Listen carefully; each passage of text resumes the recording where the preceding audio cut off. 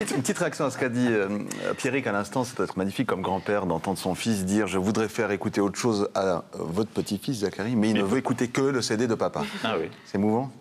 Écoute, c'est vraiment étonnant, ce gamin, le tout petit. Je vais le chercher à l'école et il m'appelle Papou.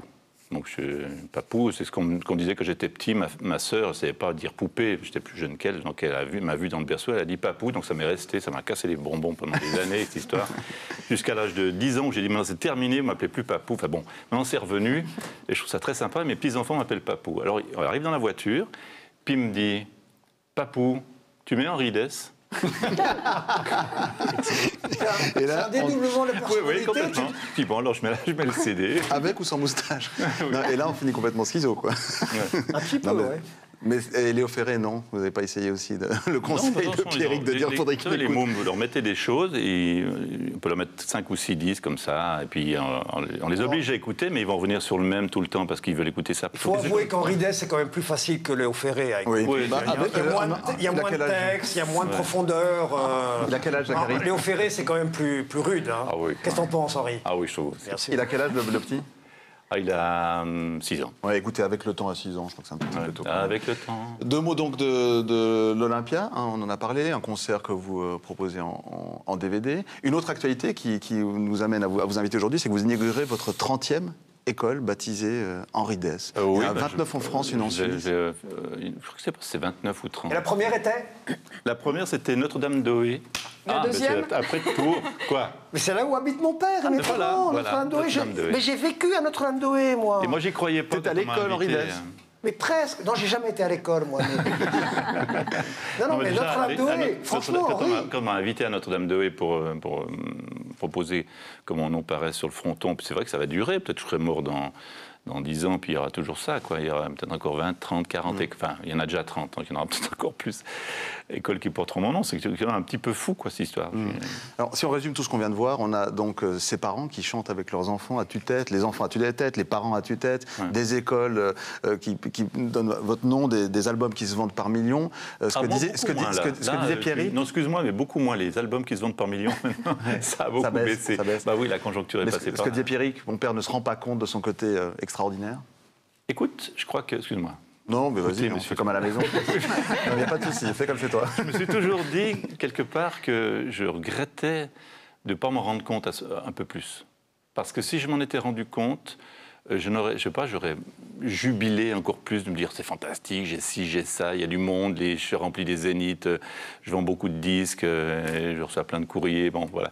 Mais je prends ça un petit peu comme ça. Donc c'est un peu moins jubilatoire, mais en même temps je garde les pieds sur terre et je garde le plaisir de vivre normalement. Parce que je pense que ceux qui pètent un peu un câble ou qui commencent à se prendre pour un autre, c'est quand même pas la solution pour avoir une vie équilibrée. Combien d'albums vous avez encore envie de faire? Oh, ça c'est pour le coup, je ne calcule pas, mais donc c'est juste le plaisir qui va me guider dans l'envie d'en faire. Le plaisir, il est intact. Ah, complètement. Après tant de disques. Alors j'ai toujours réglé ma vie d'une telle façon que j'ai jamais de lassitude à faire ce que je fais. Alors on parlait tout à l'heure de Pierrick, de son groupe Explosion de caca, avec on va voir quelques images. Un concert récent. On peut voir les images? Au doc, on va voir les images. Pas vidéo. Pas vidéo, malheureusement, alors qu'il y avait une équipe de tournage. Ah oui. Et voilà. Voilà, Pierrick. Bravo, Henri. Déguisé. Ah, c'est pas moi qui suis Donc on a dit déguisé, son c'est lui. groupe, c'est Explosion de caca, et vous êtes allé le rejoindre, c'est ça? Vous avez chanté ensemble? C'est votre fille qui a préparé... En fait, on n'a pas fait ça. Il donne un spectacle au doc. Il était engagé par les docs. Et puis, en première partie, il jouait dans le groupe qui s'appelle les Pags. Ça veut dire piège à gonzesse. Donc, vous savez, on a vu la photo de la grand-mère. Voilà. Et puis là, on a fait une surprise à Pierrick avec ma fille qui m'a dit, écoute papa, est-ce que tu serais d'accord que je chantais une chanson? On fait une surprise à Pierrick, on lui dit rien. Et ça serait sa grand-mère, c'est-à-dire Madame Denise, qui est sur Couleur 3, qui présenterait Explosion de... Alors, elle m'a donné un nom, j'ai dit non, j'accepte pas. Et on a trouvé l'idée, c'est ma femme qui a dit, et pourquoi pas Explosion de Nana. Donc, en fait, juste pour une soirée, ils ont fait un truc qui s'appelle Explosion de Nana.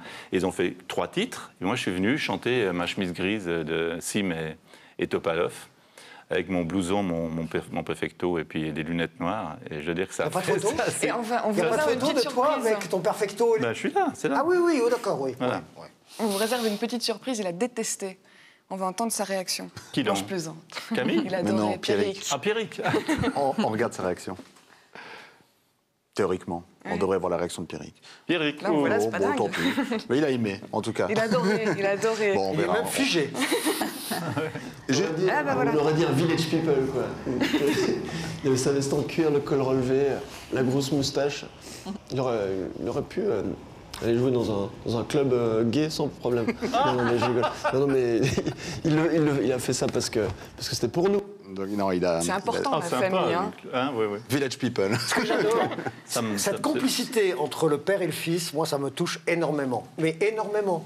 Ça a l'air de rien, c'est de l'humour. Hein. Il y a beaucoup d'humour. Bien sûr, il ne peut pas se Mais- permettre ça si ce n'était pas de l'humour. Oui, mais derrière, il y a tellement de tendresse. Mais on s'est moqué. On s'est moqué à table pendant des années. C'est-à-dire que je leur ai permis d'avoir une espèce de sens du deuxième degré ou de la moquerie. Et donc on s'envoie des vannes tout le temps. Ma fille aussi m'envoie des vannes, mais on s'aime tellement que ça ne porte pas à conséquence. Ça pose aucun souci. On peut se dire des horreurs.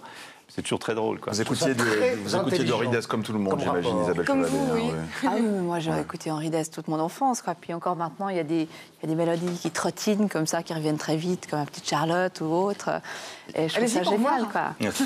Toc toc toc qui est là, Non, c'est la pas petite Charlotte. Oula. C'est pas Pompon. Ah bah voilà. C'est pas toc, toc, Attention. toc. Aïe aïe aïe. Attention. Aïe, aïe, aïe. Oh le drame. Et on en entendra une tout à l'heure. Je Oui, reverrai des plaisir. classiques. En live d'ici quelques instants et en solo, L'escargot. en acoustique, ce qui est Ouais. une sorte de première. Hein, d'avoir Quasiment, je fais Henri Dess. bon, j'ai eu très peur pendant des années de faire ça, de venir chanter à la télévision avec ma guitare comme ça tout seul. Je disais bon, je vous apporte un DVD pour vous passerez les images. Et puis là, je suis en train de créer et de construire un nouveau spectacle que je vais donner en automne 2010, que je vais créer à Cossonay d'ailleurs. Et puis j'ai eu envie de faire un truc beaucoup plus intimiste, c'est-à-dire juste une guitare, un batteur percussionniste, plutôt percussion, et un multi-instrumentiste avec moi. Donc on va faire une espèce de petit groupe comme ça, très très cohérent musical, et j'ai envie de faire ça comme ça. Donc je me suis un petit peu attelé à ma guitare, j'ai commencé à travailler un peu. Que vous venez répéter chez nous, quoi, en quelque sorte. Alors, Donc, c'est je- bien. Oui, c'est une Voilà. toute petite télé, donc Toute petite télé, donc quelqu'un on qui a un répète peu à la C'est peur. la première fois que Guitare-voix. je fais ça, ou presque pas tout à fait, j'ai fait une ou deux fois quand même. Mais c'est très très rare. On se réjouit, ce sera dans une dizaine de minutes. Avant cela, on va parler de politique suisse et de politique vaudoise. Vous voulez que je- Eh ouais, Je me non, dis, non, c'est non, beaucoup restez. moins drôle. Non, non, je vous dirai quand on pourra s'installer. Plus sérieusement, effectivement, de la centrale nucléaire de Mühleberg. Les Vaudois sont appelés à se prononcer sur cet objet. C'est le 29 novembre. Et pourtant, cette centrale, jusqu'à nouvel avis, se trouve dans le canton de Berne. Les décisions relatives à Mühleberg dépendent du DETEC, du Conseil fédéral. Donc, Isabelle Chevalet, est-ce que c'est un vote pour rien ? Non, c'est pas un vote pour rien. Dans la constitution vaudoise, tout objet qui touche au nucléaire doit être soumis au peuple vaudois. La centrale nucléaire est à quelques dizaines de kilomètres de la frontière vaudoise. Vous pensez bien que s'il y a un problème dans cette centrale, eh bien, à moins compris pour que le vent soit du bon sens, on sera aussi soumis aux conséquences, ou qu'il est normal que les Vaudois se prononcent sur une telle centrale.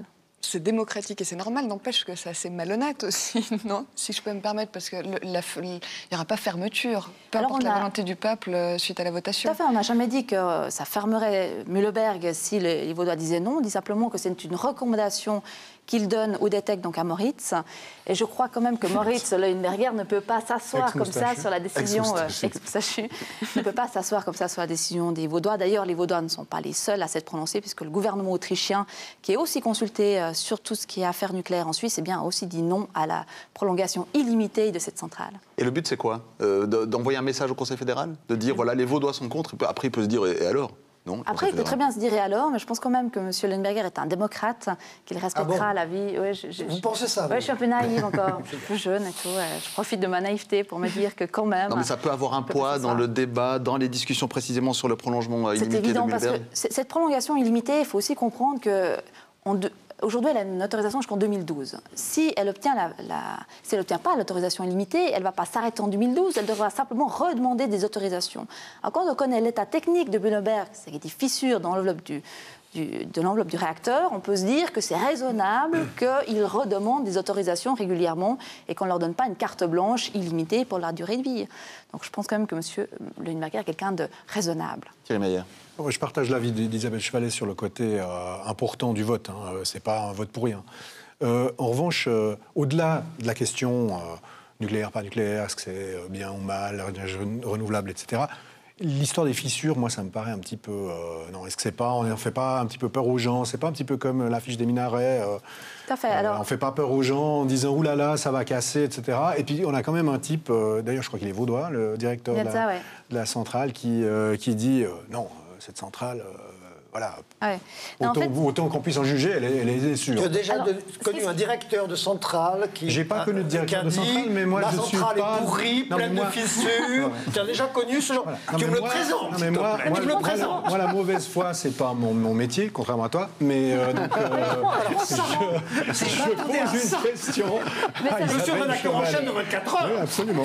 C'est avec plaisir que je vous réponds. En fait, je ne suis pas non plus spécialiste en sécurité nucléaire. Ce qu'on observe, c'est que l'enveloppe du réacteur, elle sert à maintenir la géométrie du réacteur en cas de secousse sismique. On a tous compris que c'est les fissurés, elle ne sert plus à rien. Maintenant, on observe que dans la centrale de Wurgassen en Allemagne ou de Milestone aux États-Unis, qui est du même type de Mühleberg, avec les mêmes types de problèmes, l'autorité de surveillance a demandé de changer la pièce. Comme c'est très coûteux, c'est au cœur du réacteur, ils ont essayé d'arrêter la centrale. Et que nous, en Suisse, on se contente de tirs en arc. Alors pourquoi ça? Parce que la sécurité nucléaire en Suisse et les exploitants de centrales nucléaires, c'est un tout petit monde, un très petit monde. C'est pas dans la presse, vous le voyez aussi, c'est un très petit monde. Et qu'il est quand même très difficile de dire à un exploitant, maintenant, tu arrêtes ta centrale, c'est trop dangereux. Alors, on se contente de certaines choses, maintenant, on fait courir des risques. Alors, le problème, c'est que le nucléaire, c'est pas une usine à frites. Mais vous pensez S'il y a un problème, ça va faire mal. Mais vous pensez que ce qui va se passer, le scénario le plus crédible, disons, c'est quoi? C'est que il y ait de nouveau une autorisation. Alors, imaginons que l'autorisation illimitée ne passe pas. Hein.